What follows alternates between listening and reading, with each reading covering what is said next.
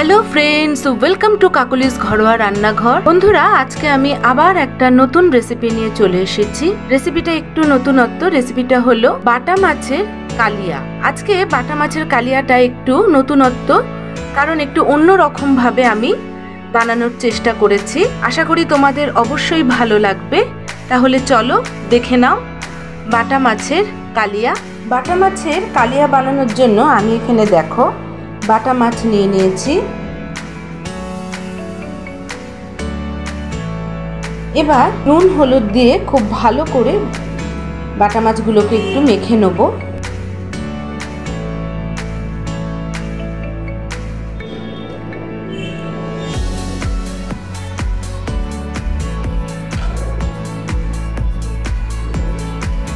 একটু বড় সাইজেরই আমি বাটা মাছ নিয়েছি। যেগুলো খুব বড় ছিল সেগুলোকে দু টুকরো করে কেটে নিয়েছি।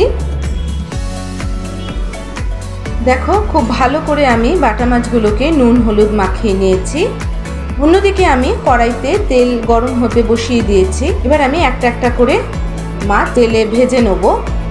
তেল গরম হয়ে গেছে, এবার আমি একটা একটা করে মাছ তেলে ভেজে নেব।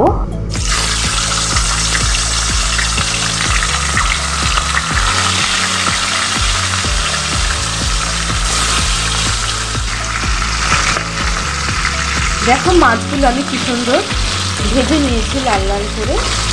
এবার আমি তুলে নেব। বাদবাকি মাছগুলোকে আমি ভেজে নেব।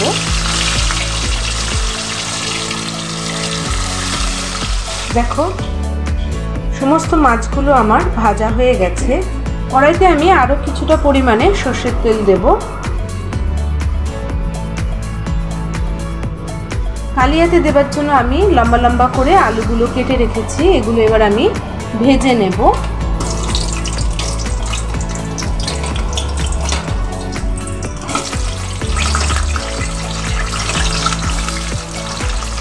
দিয়ে দেবো লবণ,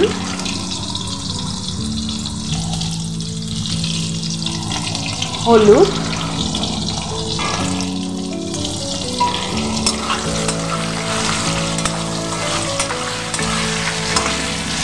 ভালো করে লাল লাল করে আমি ভেজে নেব। আলুগুলো ভাজা হয়ে গেছে, এবার আমি আলুগুলো তুলে নেব। তেলে দিয়ে দেবো গোটা গরম মশলা,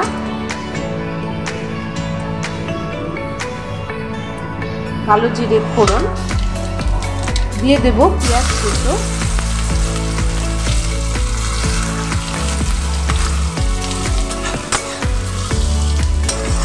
পেঁয়াজটাকে খুব ভালো করে ভেজে নেব।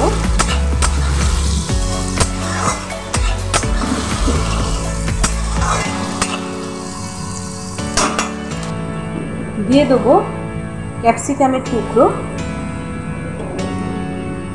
টমেটোর টুকরো, দিয়ে দেবো জিরে গুঁড়ো, কাশ্মীরি লঙ্কা গুঁড়ো কালারের জন্য,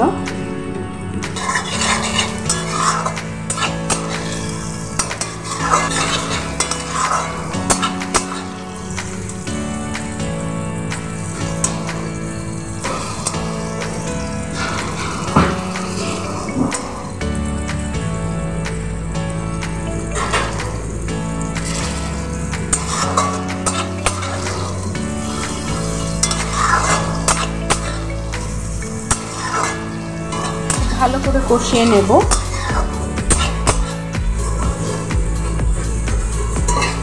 রসুন কাঁচা লঙ্কার পেস্ট আমি এখন দিয়ে দিলাম। খুব ভালো করে আমি কষিয়ে নেব।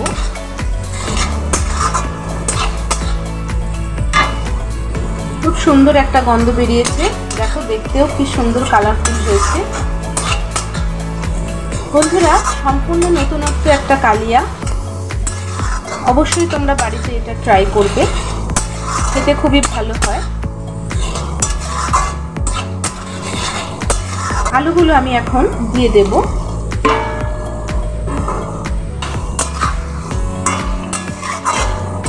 আবার আমি কষিয়ে নেব একটু।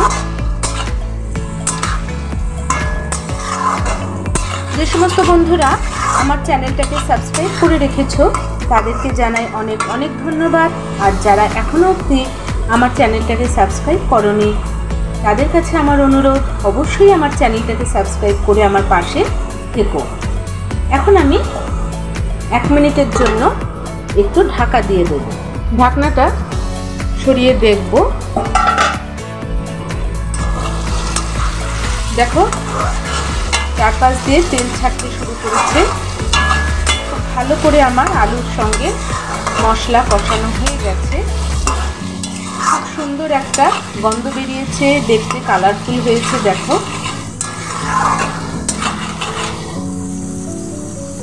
এবার আমি দিয়ে দেব জল।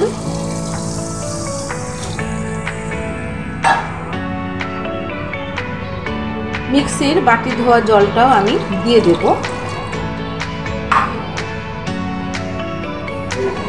দিয়ে একটু নাড়িয়ে নেব। নাড়িয়ে আমি আবার একটু কিছুক্ষণের জন্য ঢাকা দিয়ে দেব। ঢাকনাটা সরিয়ে দেখব। দেখো ঝোলটা ফুটে গেছে। এবার আমি মাছগুলো দিয়ে দেবো এক এক করে।